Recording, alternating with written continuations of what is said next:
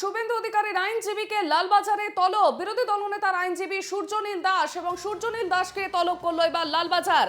সন্দেশখালী যাওয়ার পথে শুভেন্দুকে আটকানো হয় এবং সায়েন্স সিটির কাছে আটকানো হয়। সে সময় পুলিশের সঙ্গে বাদানুবাদ, সেই সময় পুলিশকে প্রশ্ন আইনজীবীর। মঙ্গলবার তাকে তলব করেছে লালবাজার। শুভেন্দু অধিকারীর আইনজীবীকে লালবাজারে তলব এবং সন্দেশখালী যাওয়ার পথে সায়েন্স সিটির কাছে আটকানো হয় তাকে এবং সে সময় পুলিশের সঙ্গে বাদানুবাদ, সেই সময় পুলিশকে প্রশ্ন আইনজীবী। মঙ্গলবার সে আইনজীবীকেই তলব করেছে লালবাজার।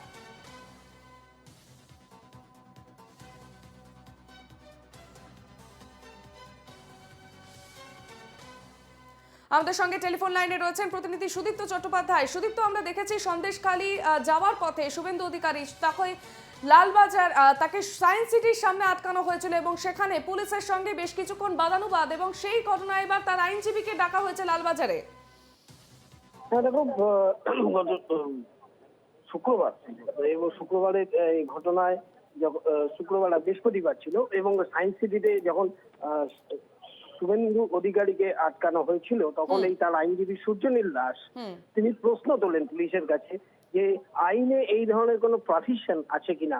বিরোধী দলনেতা যাবেন একটা এলাকায় এবং সেখানে তার কর্মীরা আক্রান্ত, সেখানে মানুষ আক্রান্ত, বিরোধী দলনেতাকে এইভাবে পুলিশ আটকে দেওয়ায়, মানে অনেক আগেই সন্দেশখালী আর সায়েন্স সিটির মধ্যে অনেক দূরত্ব, তার আগে এখানে তাকে আটকে দেওয়ার এই ধরনের কোনো আইনি প্রভিশন আছে কিনা প্রশ্ন তুলেছিলেন।